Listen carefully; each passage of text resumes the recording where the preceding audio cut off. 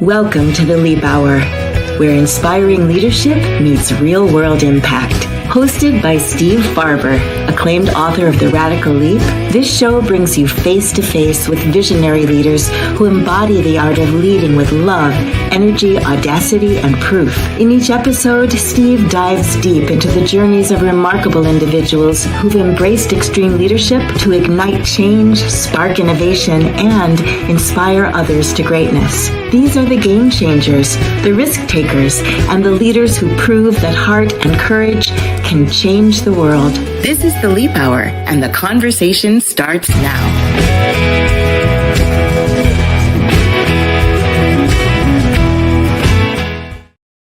Hi, everybody. Welcome to the Leap Hour. I'm your host, Steve Farber. You know, it just occurred to me that I thought I should share some information with you in full transparency. You know that music that you're hearing behind the intro and also behind the outro, that's actually from the new album that I'm working on. So yeah, there's that musician part of me too. So anyway, happy to share that with you. Anyway, welcome to our show. And if you're joining us for the first time, I want to fill you in on why we're doing this and what this is all about. First of all, the intention behind the Leap Hour is to bring more people into the conversation around the Radical Leap. LEAP stands for Love, Energy, Audacity, and Proof. I wrote about it in my first book, The Radical Leap, which came out 20 years ago this year. So it was kind of the inspiration, anniversary, celebration. You know, the book's been around for a while. It's got kind of it has an evergreen quality to it. There's still people discovering that book, and I would love for you to discover it too. And the way we're doing that is we are offering a free download of the audiobook of The Radical Leap. So all you got to do is go to radicalleap.org and you can download your copy, and I will read the book to you in your ear, just like this. So what's happening with this series is I'm bringing on as my guests some really incredible people that I've met over the years, over the decades now, somehow related to their being exposed to or reading The Radical Leap. And it's an amazing list of people from all areas of life. So far on this series, you've heard from mostly from business people. You heard from one kind of nonprofit sort of a guy. And today we're going to open up the discussion around the field of education. So here's a little backstory on this. When I wrote The Radical Leap, I thought I was writing a business book. And I was writing a business book. It is a business book. And when it came out, and it went into these things, what do you call them? Remember we used to have these bookstores. Remember those? When it came out in the bookstores, and the books were and still are categorized in certain genres, and you go to that section of the bookstore, The Radical Leap was in business and management. So it was really surprising to me. It was not on my radar screen at all. When almost immediately after that book came out, I started hearing from educators, from teachers and administrators all around the U.S., who were telling me that the ideas in this book were sorely needed in the field of education. And I just had never considered that. I thought I was writing a business book. I was, but I was also, it's a leadership book. And of course, education really is all about leadership. And the surprising thing to me in those messages from educators was their response to this dynamic of cultivating love. And what I started to hear from people is, as provocative as love is in business, it's even more provocative in the field of education. It's even more challenging in the field of education. And that just kind of blew my mind, because it seemed obvious to me that teachers should love the kids that they're teaching and love, of course, the act of teaching.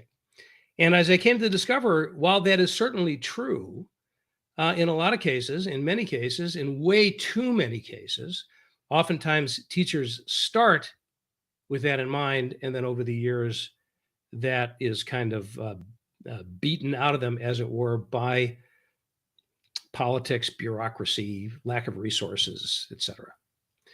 So one of these educators that I heard from a few years after the Radical Leap came out is the guest on our show today. So I'd like you to meet my friend Jim Wipke, who's the superintendent of Ladue School District in the St. Louis, Missouri area, right down the road from me, where I am in Kansas City. I mean, it's not a road that I would walk, but close by. And Jim has had a stellar career in education, both as an educator and also as a coach in sports, and just a very thoughtful, brilliant guy. And Jim, thank you so much for agreeing to have this conversation with me today. Thank you, Steve. I'm looking forward to it. Well, you don't have to look forward to it anymore, because here we are. There we go. Here we go. Let's go. Yeah. So let's start with the Jim Wipke story. So let's hear a little bit about the overview of your path in education, and I will I'll pull some ideas out of you along the way. Yeah. Well, thanks. And when you've been in education now, this is my 32nd year, I could probably take the full hour just talking about my journey. It's been an incredible journey, but one that was never manufactured from the start, meaning this, I didn't have the end goal in mind when I got into education. It really was you're young, right? You're fresh out of high school. You're looking at going to college and what do you want to do? And I had thought about a lot of different pathways, but decided that I was going to get into education. And part of the reason is my part-time job at the time was really working for what we called out in my district at the time, Adventure Club, which was more of a latchkey program. I was an athlete at the time, and I thought, oh my gosh, I'm getting to go outside and play kickball with these kids, and I get paid to do this? Are you kidding me? How can this be a bad job, right? And so I did. I decided to get into education. Got my degree and immediately started teaching fifth graders, and I loved it. I loved the job.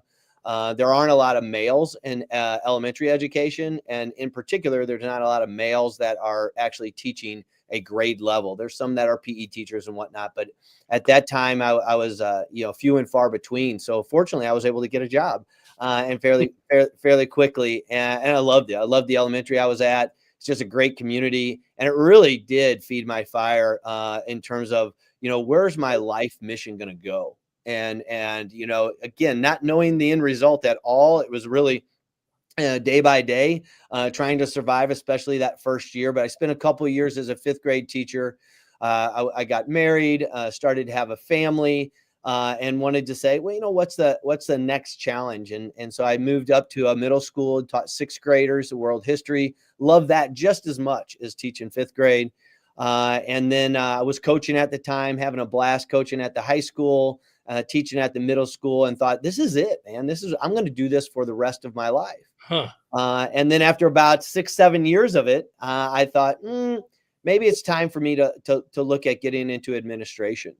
And I was ready to try and take a look at maybe a bigger picture and maybe helping more kids at a time through leadership, through guidance. And I'm going to steal your words already, through love and through care, right? And so I decided to go down that road and got an administrative position and went to a neighboring district for a couple of years. And then ironically, I came back to the building that I was a teacher at. It was Crestview Middle School at the time. And that kind of leads us into our story together. But then I took over as a building level principal at Crestview Middle School. I actually even did a stint later on as a high school principal at an amazing high school called Eureka High School. Went on to be an executive director of secondary schools. Then I moved into superintendencies, and I've been fortunate to be a superintendent of 2 amazing school districts here in the St. Louis area, in Fox School District, and now I'm at Ladue School District. And I love my job. I've loved every stage of being in education. I can't remember too many days where your feet hit the floor and you're like, oh, I cannot believe this. Maybe when I have to get up at 4 a.m. and call snow days or not call snow days, that may be a time. But other than that, I've loved it. You call a snow day, you're an instant hero. So that's I am. But if I don't call it right, I'm in trouble. So, yeah, right. Yeah. So I want to back up to something that you said right from the outset. You loved this from the beginning. You loved working with kids. You couldn't believe you're getting paid for it. And then you had the chance to go into administration, and that same motivation was there: love, and care. Is that maybe an unfair question because I'm asking you to speak on others' behalf? But is that a common thing in education nowadays? Do they get into education because of the love of it and of the kids? Yeah, I'm gonna answer that in twofold answer to that question. One, my first reaction is absolutely, right? Absolutely. You don't want, and I don't think you would want to coach anybody. I wouldn't want to coach anybody and say, hey, get in this job, because of money, or get in this job. It could provide a better future for you. You get in the job because you want to love what you do, right? And Steve, I've used this quote a 1,000 times as an administrator: love what you do in the service of people that love what you do. And that quote, more than any that you've put out there, resonates with educators. All right. Because I'm gonna get into an environment and I'm gonna love what I do in front of kids that love what I do for them. Right. And I'm gonna get in front of my parents, and I'm gonna talk about loving and caring about their kids. I've done this now a long time, and I will tell you that when you ask parents what they really truly want, and it doesn't matter what district you're in, you ask parents, what do you truly want? And parents listening, what do you truly want for your child, right? And by the time they walk across the stage, the number one thing I hear from parents that they want, you would think, oh, I want them to get into that Ivy League school, or I want them to get a scholarship, or I want them to get.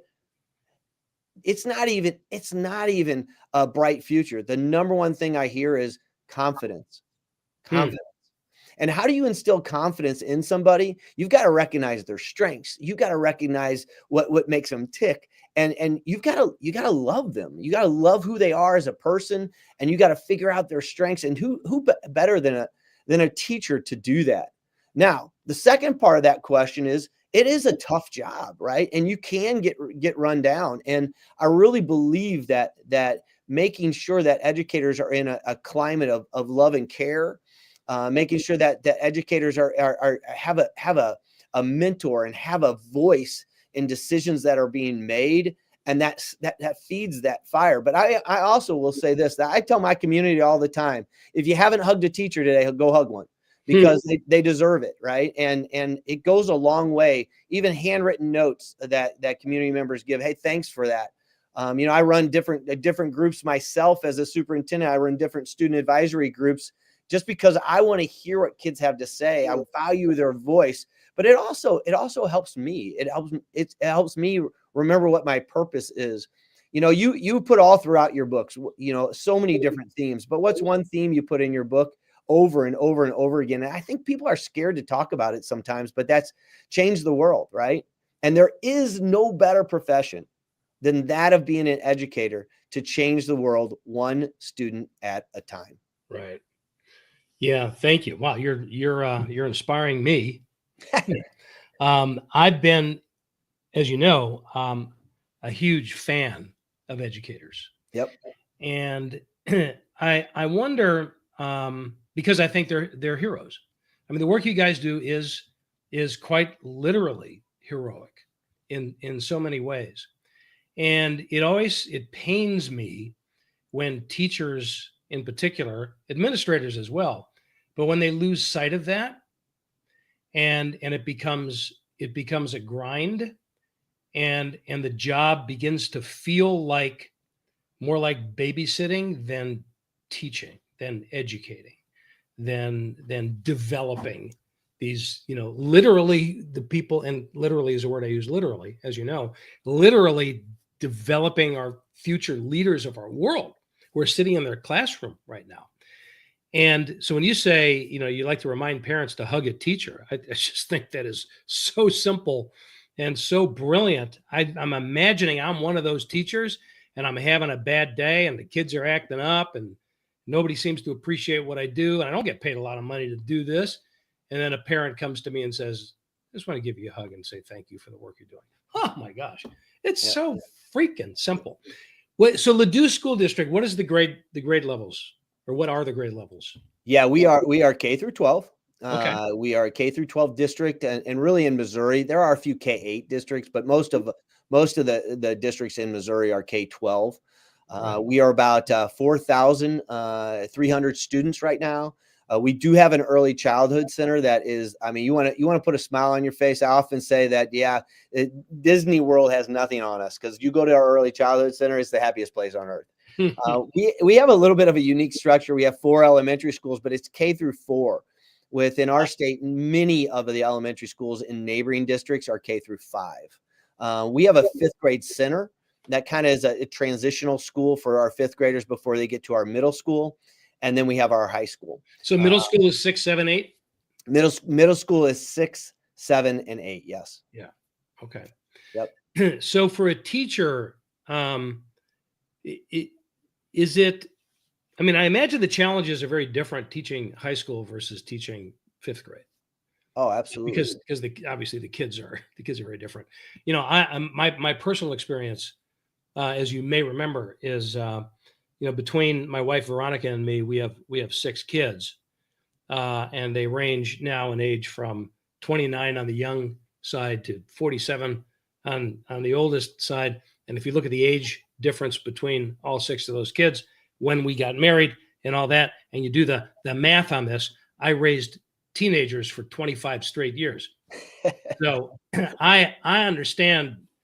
Well, no, I was going to say I understand the teenage brain. I do not understand it. I don't. Hey, not understanding it is understanding it, right? Right. But it's so different from the little ones. So do teachers, do they tend to find their sweet spot age-wise, or do they tend to migrate up through the grades? Is there a norm? Yeah, I think that's probably the norm, right? They even find their sweet spot in elementary school, right? So you may be in elementary school and say kindergarten's not my thing, but then when you get to 4th grade, it's a totally different, ball game, right? And so you can even find your sweet spot. And every once in a while, if you're teaching, those transitional years, like in our case, 4th grade to 5th grade, you'll see some teachers that'll say, yeah, I'm going to go up and do 5th grade, or just like I did when I taught. I was teaching 5th grade and decided to slide up to the middle school and do 6th grade, right? So you'll see some small changes that way, but you won't see overarching large changes. The piece and the component that when you get to a high school age is they're really starting to zoom into core content courses, and you really become an expert in your field, right? And then you don't see a ton of people moving out of, if I'm a science teacher, I'm certified as a, AP physics teacher, I'm going to stay in that realm for sure. There's not going to be a lot of movement in that area because they really specialize so much. But here's what I will say: even though your areas of expertise, the formula stays the same, right? The formula stays the same. We got a job and a responsibility to keep high expectations of our students every day. And parents don't want it that any other way, and neither do kids. But we also have a huge responsibility to make sure that we find a way that every single student that walks in our doors, walks up and down our hallways, finds success. And it's not just success academically. It's success, from a social and emotional standpoint. It's success because when they walk across that stage, we want them to have multiple doors of opportunity to walk through. And we want them to be what? We all want them to have a good life and be a quality citizen, right? So the formula, I think, stays the same, and it is centered around, and that's why your book resonated with educators. It's centered around love. It really, truly is. So when you look at your team, I mean, you have as a superintendent, you have so many aspects of the system that you're responsible for. Correct me if I'm wrong.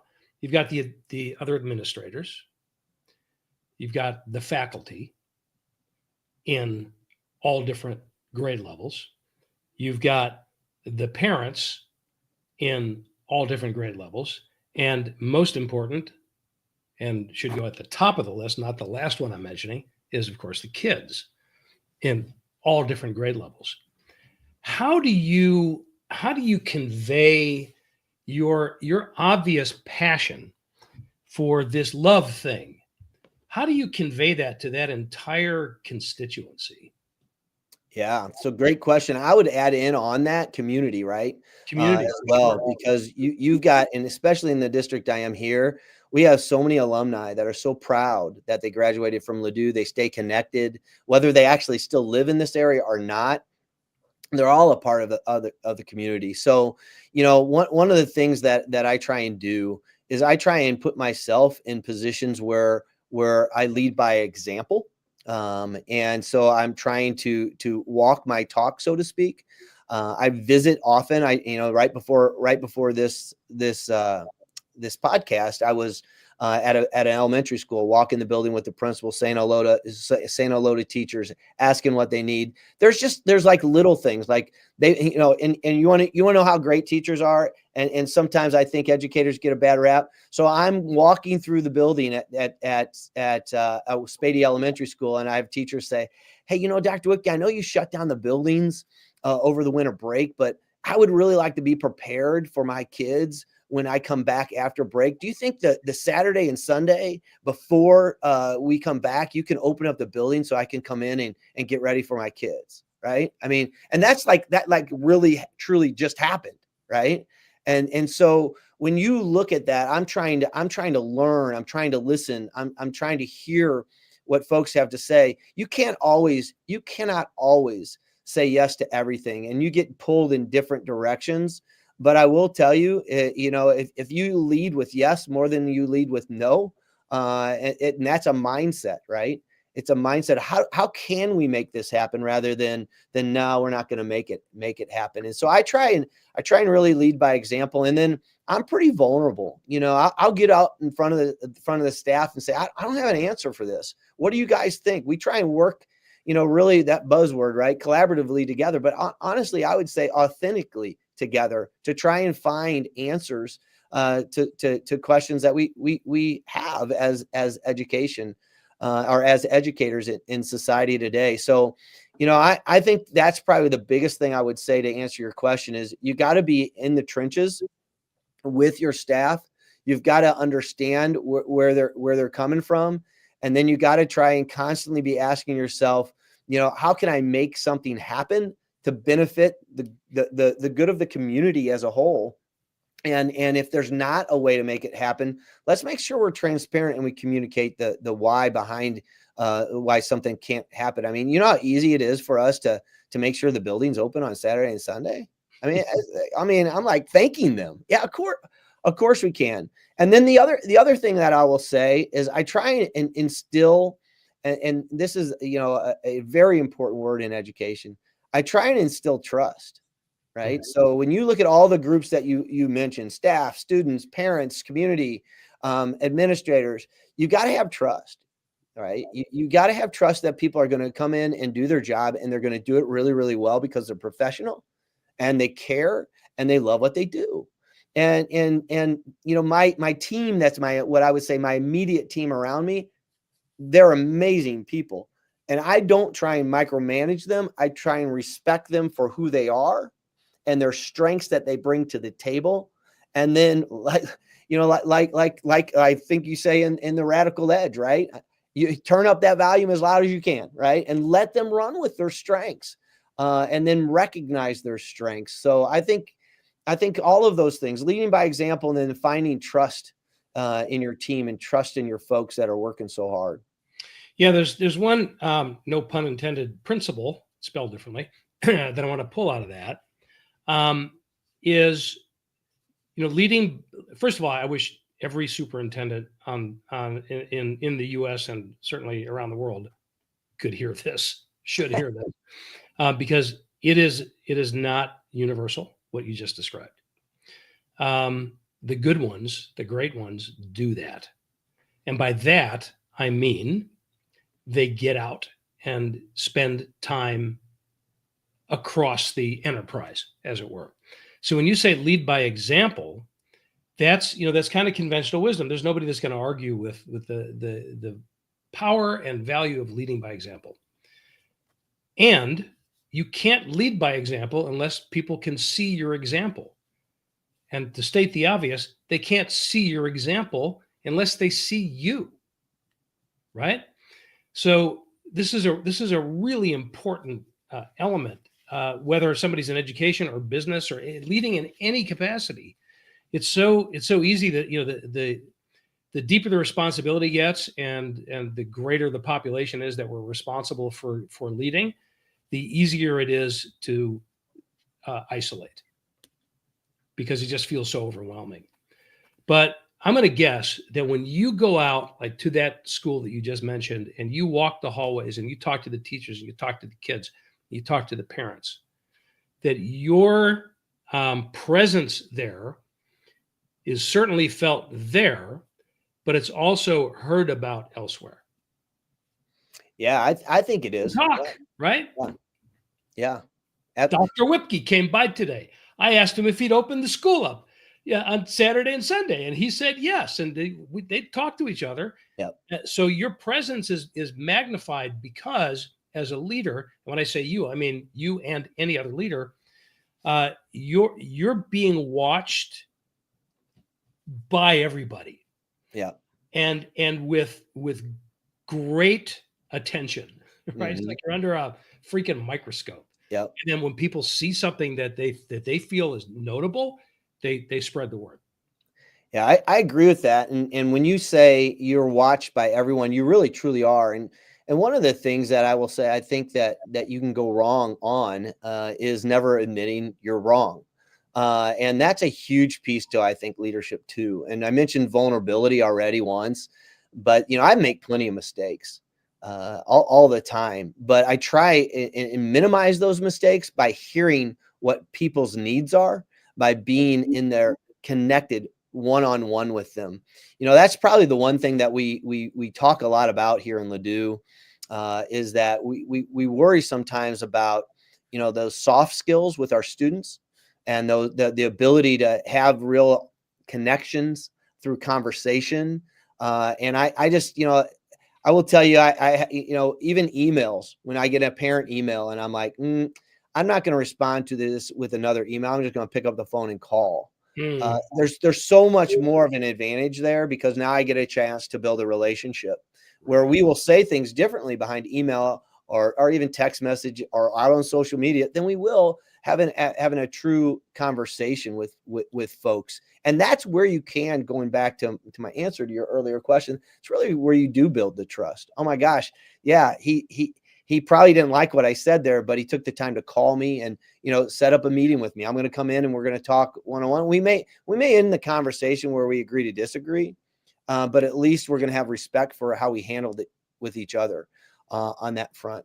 The other thing I will say to that real quickly, and I'll be brief on this, but when you ask me about, leadership, I do put myself out there where I do a podcast where I invite kids on it to find out, hey, what's going on? What's happening at our high school? Tell us about what you're excited about. I put staff on the podcast and talk to them. Our community gets to hear that. And then I write a lot of blogs, right? And so and the blogs are really connected to what my experiences are in our district, or what my experiences have been before I've gotten to the district. And it's all about, can we make some tie-ins between Jim Wipke, the family guy, and Jim Wipke, the superintendent? And I think that goes a long way to building that trust, because they're like, oh my gosh, my opening convocation, my opening convocation speech today, I talked about how I was nervous because Jacob, my son, is going to Elmhurst and he's going to be away. And I said, I'm not nervous for him. I'm nervous for me. I don't know how I'm going to handle it. Right. I'm losing my best friend going up to Elmhurst. And I got so many comments about that. Oh, I went through the same thing when my daughter left. I know what you're going through. And I think that builds a sense of safety, that builds a sense of trust, and that builds a sense of, that you're a human person that cares. So this is, you gave us such great examples of a very critical concept is not the right word, but reality. And that is everything you just described, I can trace back to what you said about the importance of building trust. Because trust is built through relationship. Oftentimes people get frustrated and say, I don't understand why these people don't trust me because I'm a trustworthy person. Well, they don't know you're a trustworthy person unless they see evidence of that, right? And that evidence is in the interactions in the relationship. So when you say, I get an email and if it's something that's a little, potentially touchy or there's a disagreement, I pick up the phone and call. Okay, where does that come from? That comes from a difference in perspective. When most people get an email, they say to themselves, my job is to respond to this email. When you get an email like that, tell me if I'm wrong, you're not saying that. You're saying this is an opportunity to build or deepen a relationship. Without a doubt. And you use that email presents to you. Yep. And the way that you do that is you pick up the phone and phones don't actually look like this anymore. You pick up the phone and you call. You have a podcast. Okay. So how do you use that podcast to build and deepen relationships across the community? You invite different members of the community on the podcast. You have an opportunity to stand up in front of people and give a speech or a talk or a convocation, whatever it is. How do you use that? You share your own personal experience. You admit your mistakes. You talk about your kids. Everything that you just described ties back to building trust. And I would say cultivating love as a result of that. Absolutely. Yeah, I agree with that 100%. And I want to just thank you for using the word opportunity, right? I really believe that you create your own happiness, right? Or you can reverse that and say, create your own misery. Yeah. And I try my best to create my own happiness. And when you look at things through the lenses of this is an opportunity, how do we make the most of this opportunity? I also believe that when you create your own happiness as a leader, some of it is who you surround yourself with. And who are you? And you and I've talked about this before, but if your life's a company, who are you sitting on your board of directors, right? Yes. And who do you put around that table is really, really important, because those people should be trusted individuals that are going to shoot it straight to you. Tell you when, Jim, you say you're using this as an opportunity, but I think you are in misery right now. Let's get out of that misery, right? And help coach you a little bit. But they truly love you. They truly want what's best for you. And you've got to have that, especially in the field of education. I'm sure it's true for business as well, but you've got to have that ability to have folks that you trust, that can shoot it straight to you, but you can have those closed door conversations with, so you can learn and you can grow. Everything should be about learning and growing. The second that you think that you don't have anything else to learn, or you don't have anywhere else to grow in your profession, is the second you probably need to go do something else. Yeah. And ironically, people who feel that way about whatever their profession is probably won't do that. Yeah, I would agree with that too. And they're deluding themselves in the process. So let's talk a little bit more about this idea that you just kind of went by pretty fast. This idea that each of us should consider assembling our own board, as if I'm a business and I'm the CEO, but I also have a board of directors or board of advisors or whatever it is. Can you talk a little bit more about what that means and how a person might go about doing that? Yeah, so I've done this as a professional development activity for years, right? And where did I get it from? It's called Grab Greatness in the field of education. I just stole it from a guy that did it once with me, but I've added a lot to it over the years, right? I had an assistant superintendent in one of the districts I was in, and he said, hey, if your life was a company, who would you sit around the table? And we actually did that, right? We wrote out around our table and all of that. And over the years, I've done that activity with teams I've run, with cabinet members, and I started opening it up at the beginning of the school year. And then I started to change some things around that concept, right?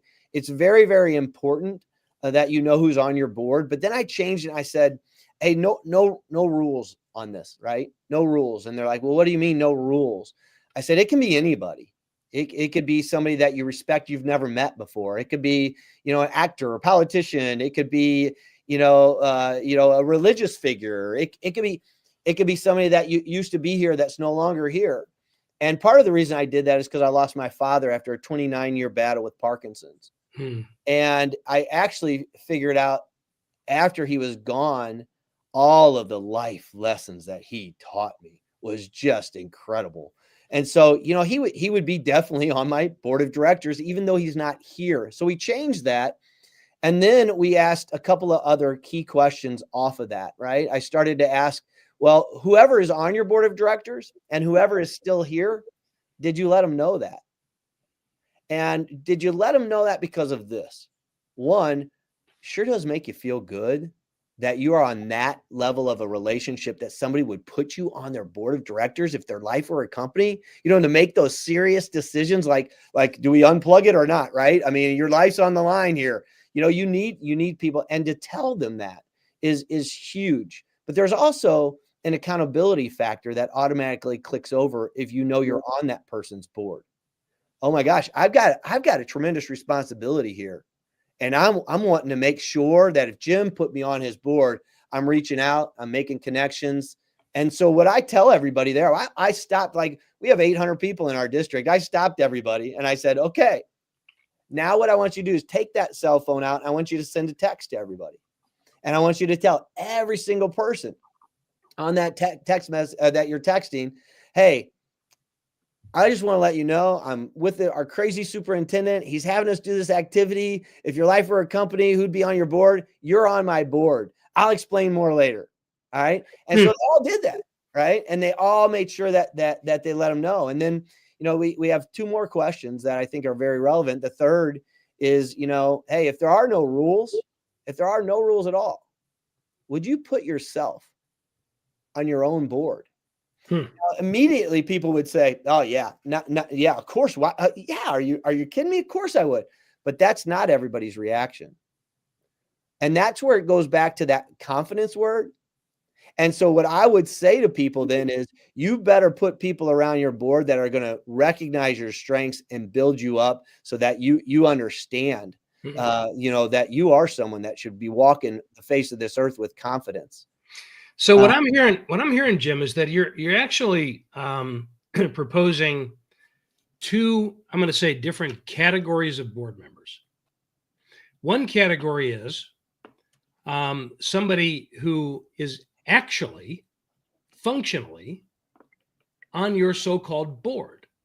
In other words, I call Jim Wipke and I say, Jim, here's the idea, and I'd like you to be on my board, which means that I'm going to be coming to you for advice. I'm going to be looking for your guidance. And maybe you and everybody else on my board are going to get together and have a board meeting every so often on Zoom or whatever it is. That's a literal invitation to be on your board. That's right. The other category you're talking about are people who are on your board, but not in a physical sense, more in an inspirational sense. Absolutely. Right. So like you said, maybe it's, a religious figure or a politician or an entertainer or somebody that I don't know personally, but there's something about that person that inspires me. And I'm going to use them as like a reminder for some inspiration, or somebody who's passed on. Like my brother, Bill, who passed away, I don't know, 8 or 9 years ago now already. I can ask him all kinds of questions as my board member, but he's not going to answer. no matter how persistent I am in asking that question, unless he's answering on some subtle spiritual level that in a dream or whatever. But I can have him there as an inspiration, like you with your father. So does that sound accurate? That they're that's absolutely accurate. And the component about it is that we only have so much time, right? and we only have so much time on this earth. And when you're gone, you're gone. But the stories remain, the legacy remains. And and if I have somebody on my board and from that spiritual sense, I'm going to be constantly thinking about, what life lesson did I learn that could help me, maybe help my son. So if my son says to me, hey, Dad, you're on my board, which I hope, and I'll add to that just here in a minute, but then I'm able to think back to the lessons that I learned from my father to help my son. And so there's a legacy that continues to live on. But the one other question that I haven't mentioned, and I'll do it really briefly, but I think it's a very reflective question for everybody, and I think about it all the time, that I think directly, and I saved it to last because I think it directly connects to your work, is that it's easy to say who's on your board. It's easy to tell them, all right, and it's easy to think about. But are you living your life in such a way that you're earning your way onto other people's boards? I think that's a really relevant question, especially with the work that you do, because when you talk about love, you talk about care, you talk about leading with love and care. If you're doing it, I think the right way for the right reasons, you'll be on a lot of people's board. Yeah. Well, it seems to me that I was kind of on your board before we ever even met. You were. So can you share that story a little bit about your exposure to the Radical Leap and how you and I connected? Oh, yeah, I'd love to. So I had a daughter at the time. She's now almost 30 years old, but I had a daughter at the time who was struggling a little bit to find her groove in reading. And so her mom was a first grade teacher. I'm obviously an educator, and we're like, oh my gosh, what are we going to do? Our oldest daughter is struggling a little bit, and we want to make sure she loves reading and she loves, to dive into a good book. Well, she started to, and she had an amazing teacher that got her hooked on all of the Twilight series, right? Back in the day, right? So many years ago, but all the stuff, Edward and this and that, right? So we decided for the winter break, we were doing some Christmas shopping, and we decided we were going to get her posters of the Twilight series. We were going to get her all the books, and she'd already read the first one. And okay, well, what? So we went simply went to a bookstore, Barnes and Noble, and my wife was going around and buying all that kind of stuff. And I was thinking about, I was a principal at Crestview Middle School. Hey, maybe I'll buy a leadership book for each team member, and then we can report out about our leadership book and we can learn from each other. So as I was doing that, I was looking at different books and picking it, and then I see this little tiny book that has this surfboard. Yeah, a little, not necessarily tiny, but yeah, little, yeah. Yeah. Well, it was like in between all these, like, and I'm like, yes, that's the cover. That's the cover. But we've had different covers, by the way. Yeah. But I'm like, oh my gosh, I'm going to pull this out. And so I pull it off the shelf and I'm like, well, this is cool. And I started reading chapter after chapter right there. I mean, and I was captivated. The way you had a way to write that really resonated and tell a story, it just connected to me.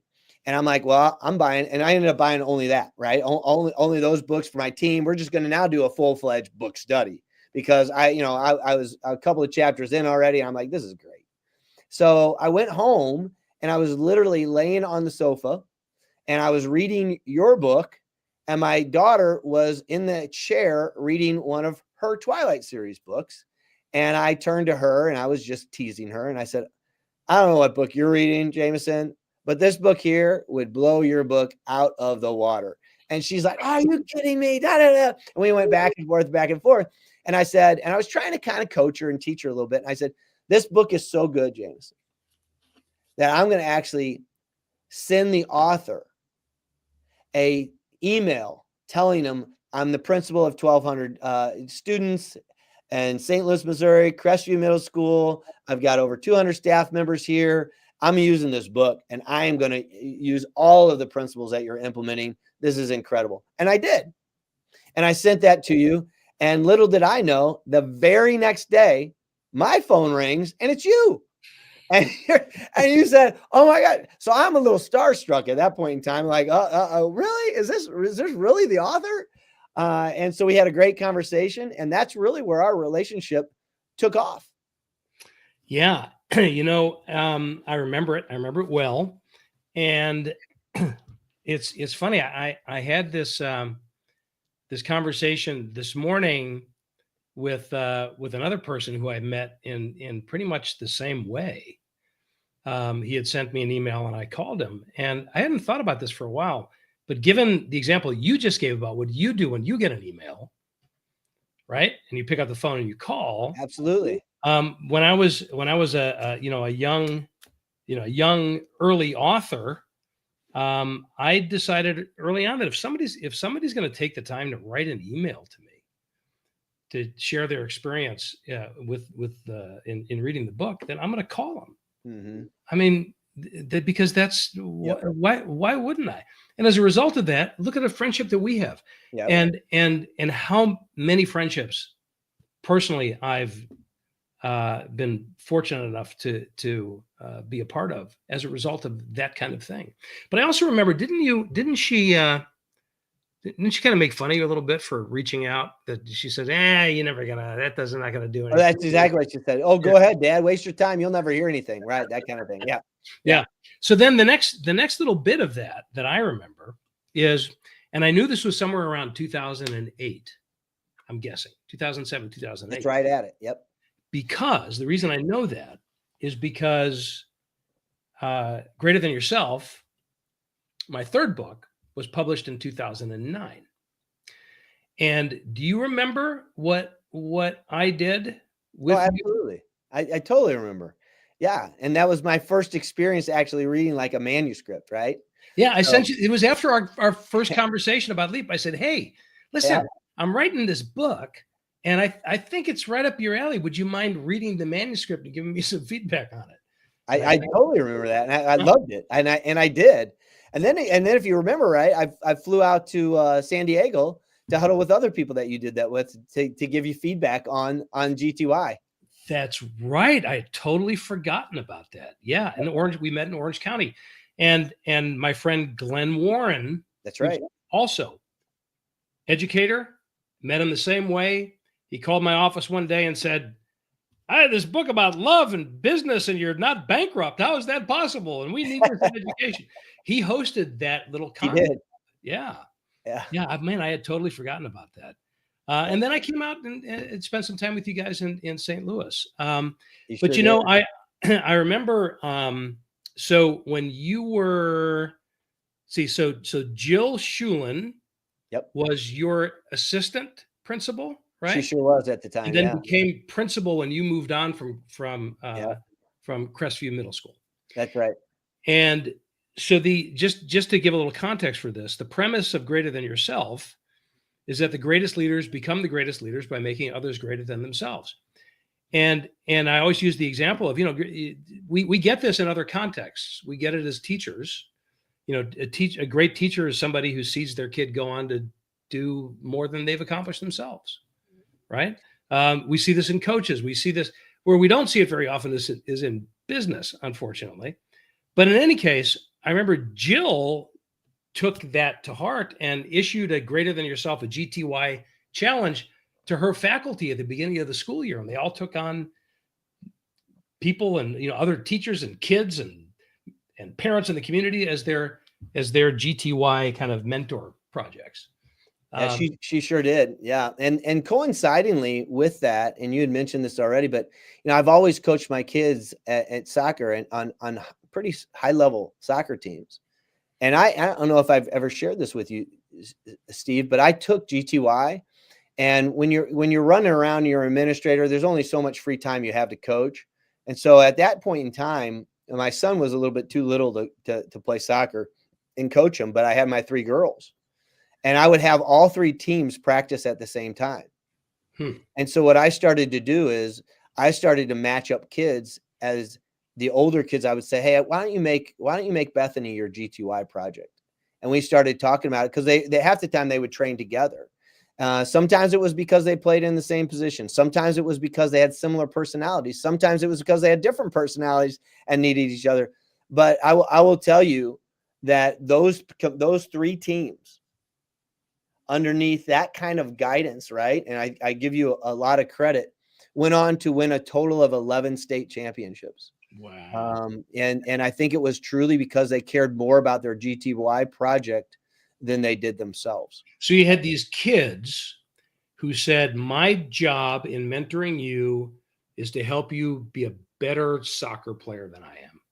Yeah, it goes beyond that, and it's not just a better soccer, but it's a better person, right? A better leader on the soccer field, better at some of the intangibles, and we talked about that stuff all of the time with the kids, and they really, I mean, they really did care more about the person next to them, or even the younger teams. They would all go and watch the younger teams, and then the middle-aged team would watch the youngest team.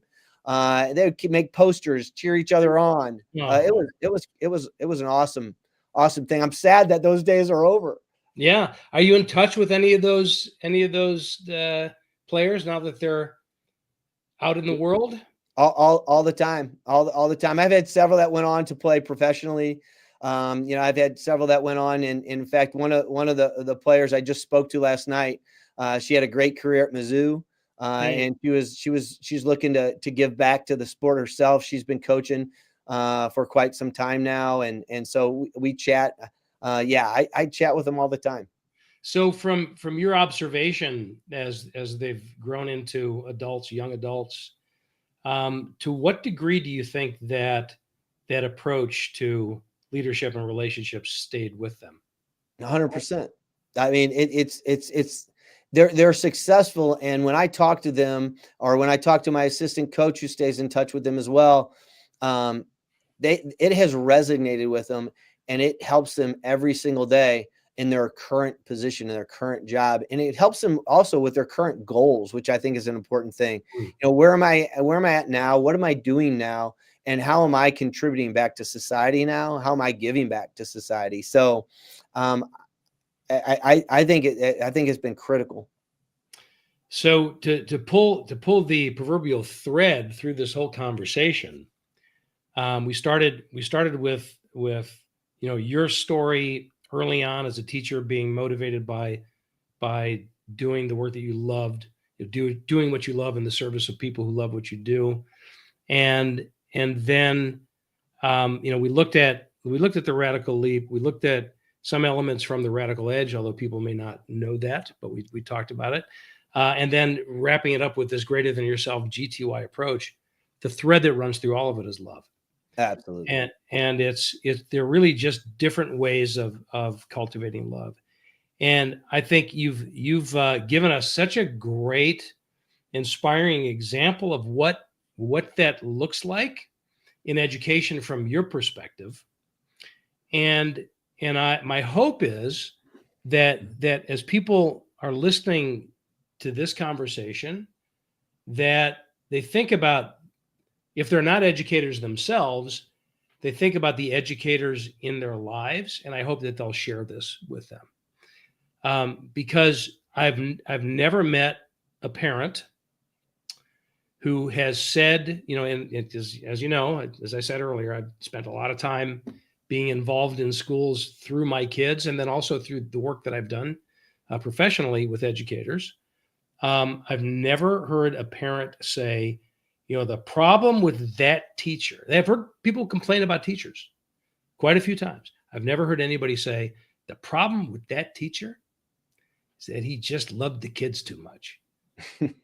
She just loved the hell out of my kid. It just was really, really sucked. Never heard that. Right. So I have heard plenty of stories of people complaining about teachers and saying, what the hell are they doing in education? They obviously hate their job and they're miserable people, and they make my kid miserable because their attitude. And that I hear all the time. So that's why I hope that people will share this with other educators, because I really believe, based on observation, not just on belief, that most, if not all, most educators, like you said, get into education for the right reason. And then over the years, many of them they just lose touch with it, and it's really sad. And sometimes they just need to be re-inspired. So that's my hope number one as a result of our conversation. Hope number two is that anybody listening to this, for people who are not in education, is to be really clear on how what we talked about here today applies everywhere, absolutely everywhere. Whatever kind of business you're in, if you work in a corporate structure, if you're a solo entrepreneur, if you're in the nonprofit world, we all have people that we're contributing to in some way and trying to serve in some way. And if we can do just some of these simple things like responding to an email with a phone call and showing up and sharing who you are and listening to what their experience is, that applies everywhere. And you've given us such great examples of that. I appreciate all of that. And the only one thing that I'll say, because I know we're getting close to closing, is we talked a little bit about this, but I would just tell everyone out there, you mentioned the word hope. And I think that's such a powerful word. When you combine hope and belief, you can get almost anything done. And I will tell you, for those that are not into education, every day I see great kids doing great things. And we have a bright future in front of us because 32 years of experience, in terms of being around students, being around kids, being around children. And our future is incredibly bright, Steve, because we have some of the best kids you can ever imagine that are someday going to be taking care of us. And our future is in pretty good hands. Well, that's an inspiring message that we all need to hear nowadays, because it's easy to get despondent, and you look around and say, what the hell is wrong with us human beings? And to know that we always have a new chance. We always have a new chance because there's always a new generation. And as long as these kids are in the hands of educators like you and your team. Oh, thank you. And I agree that future is very bright. And thank you for reminding us of that at a time where we need to be reminded. Absolutely.